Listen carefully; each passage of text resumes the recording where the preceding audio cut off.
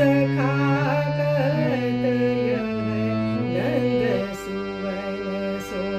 तुम सबके सुखदाई बन